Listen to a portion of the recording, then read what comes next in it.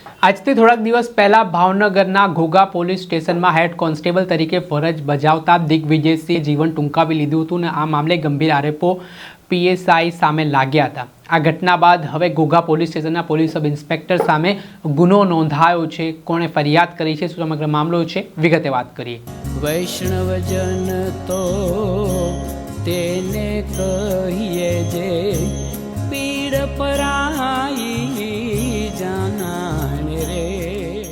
નમસ્કાર દર્શક મિત્રો, નવજીવન ન્યૂઝમાં આપનું સ્વાગત છે। હું છું ફૈઝાન। ભાવનગર પોલીસ પર જાણે કે માઠી બેઠી હોય તે પ્રકારની સ્થિતિનું નિર્માણ થયું છે। થોડાક સમય પહેલાં કોળી સમાજ મેદાને પડ્યો હતો બગદાણાના કેસ મામલે।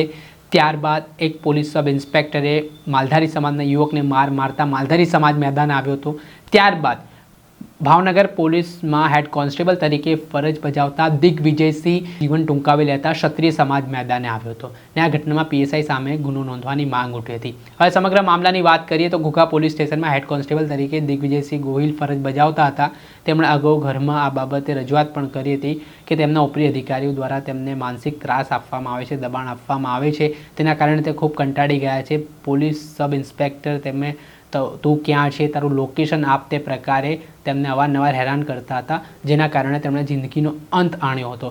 આ ઘટના બાદ ગંભીર આક્ષેપો જે હેડ કોન્સ્ટેબલ છે દિગ્વિજયસિંહ ગોહિલ તેમના પરિવારજનોના સામે આવ્યા હતા અને આ મામલે રાજપૂત કરણી સેના પણ મેદાને આવી હતી। આ મામલામાં એસપી નીતિશ પાંડેને મૃતકના પરિવારજનો દ્વારા ઘટનાને લઈને ફરિયાદ કરવામાં આવી હતી અને એસપીએ આશ્વાસન પણ આપ્યું હતું અને આ ઘટનામાં હવે જે ઘોઘા પોલીસ સ્ટેશનના પોલીસ સબ ઇન્સ્પેક્ટર છે બીકે ગોસ્વામી તેમની સામે પોલીસે ગુનો દાખલ કર્યો છે। આ ઘટનાના સંદર્ભમાં જે મૃતક દિગ્વિજયસિંહ જાડેજા છે તેમના પિતા દ્વારા આ મામલે ફરિયાદ નોંધાવવામાં આવી છે।